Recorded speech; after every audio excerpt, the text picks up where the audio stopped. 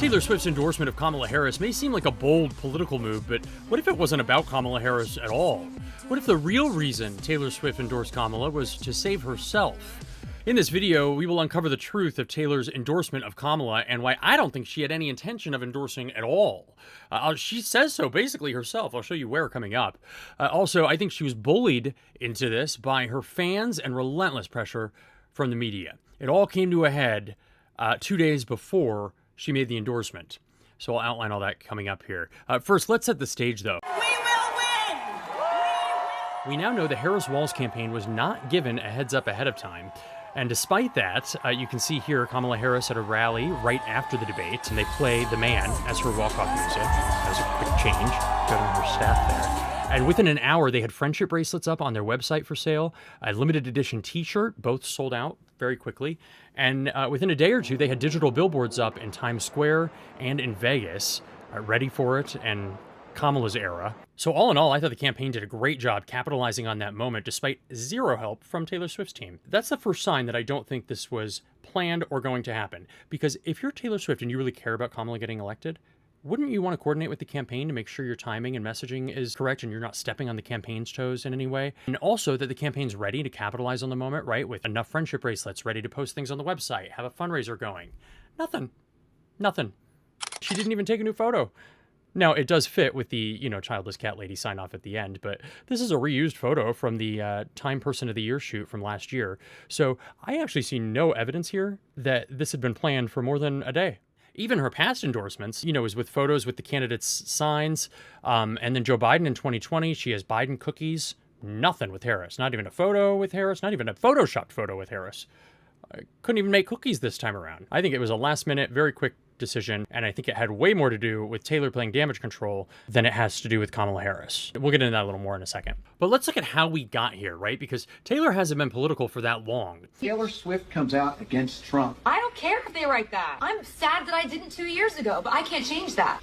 I need to be on the right side of history. So those endorsements in 2018 were really born out of remorse or regret from not endorsing Hillary in 2016. If you want to be a cynic, you can say even that she did it only after backlash. Until then, she'd played it safe. This photo on Election Day was the extent of Taylor's political activism, reminding people to vote. It was the most liked photo on Instagram that day, showing that playing it safe has its advantages. It's how Taylor Swift has been able to build such a massive brand. She's always played it safe until she couldn't anymore.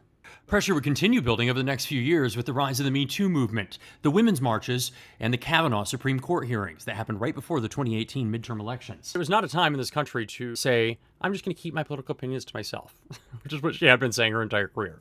Taylor had also just testified in her own sexual assault trial against a Colorado DJ who groped her during a photo op. She won and was named a Time Magazine Person of the Year in 2017 as one of the silence breakers. It's hard to stay silent after that.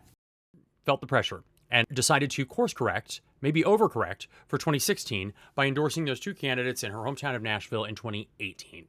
Both went on to lose, by the way. So the question over how influential her endorsement is still very much up for debate. Then 2020 comes around. Taylor's already on the record as anti-Trump, so this was kind of an easy one. She gets to make up for 2016 here with Trump now on the ballot. She goes all in for Biden-Harris, right?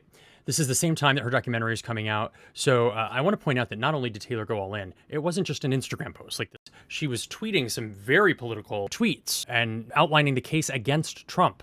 Where this time she didn't say anything about Trump. She just made the case for Kamala and Tim Walz. So she's already started to soften her political approach just since 2020. But she does endorse. She goes all in on them. They end up winning. Yay! Taylor wins.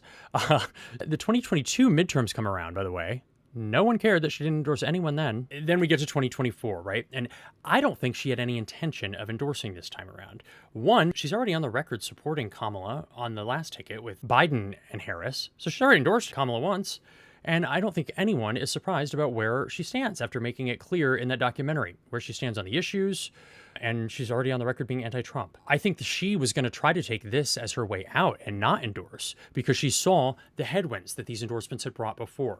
I want to show you, because if you don't watch conservative news, you probably haven't seen a lot of this, but it has been a right-wing smear campaign in anticipation of the 2024 election, building up to just the possibility that Taylor might open her mouth about politics. This is all from earlier this year when Biden was still the nominee. Taylor Swift hasn't said a word about the upcoming presidential election, but she is very much at the center center of it. Right-wing media figures are bashing the superstar morning and night. Please don't believe everything Taylor Swift says. We're all begging you. If she's smart, she will just stay out of politics. She can vote any kind of way she wants. She can talk about it off stage. But when people pay to see you, just perform. Swift a front for a covert political agenda. This is a little bit what idolatry looks like. If you look it up in the Bible, it's a sin. I've seen the chants, I've seen the dances, and it reminds me a lot of witchcraft. Devil surely owns her soul. It is absolutely incumbent upon us to punish that bitch. Trump's campaign staff have been brainstorming different ways to go after Swift. Quote-unquote holy war on Taylor Swift. Can you believe that? All that before you've even opened your mouth about politics. Just because you've endorsed in the past and might endorse this time. Ooh. Pressure of a different kind was building from mainstream media and the left, flooded with stories about Taylor Swift saving the election for Joe Biden. Some even put it on her to save the free world. My goodness. Politico even wondered whether she could deliver Florida for Democrats since the Eras Tour would be there right before the election. Having grown tired of waiting, some Swifties organized Swifties for Kamala, raising $100,000. We have no doubt she will endorse her when the time is right. All of this created a frenzy and mounting pressure for Taylor Swift to say something. So all of this pressure, right, from all sides, comes to a head the Sunday before Taylor makes that endorsement, 2 days before, at the U.S. Open.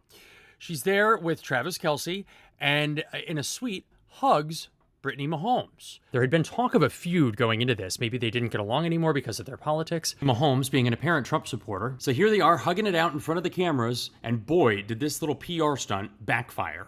They put to rest any talk of a feud, but launched a war because Swifties were not happy with this hug. One person writing, Taylor Swift hugging known Trump supporter, sexual assault apologist, racist, and transphobe Brittany Mahomes. These are Swifties writing. Is Taylor MAGA? One asks. And this person writing, Taylor, I love you, but whatever comes from this, I can't defend you on. I'm sorry. She did find herself running into a PR nightmare, which kind of left her fans in disarray and very enraged online. We're very keen for her to kind of clear this up. This is probably as close as Taylor gets to being canceled ever. This person posting, hey, Taylor, you dropped this. Her spine. Calling her spineless. Many pointed to Taylor's own 2020 documentary to explain why this hug was so problematic, especially while staying silent on the current election.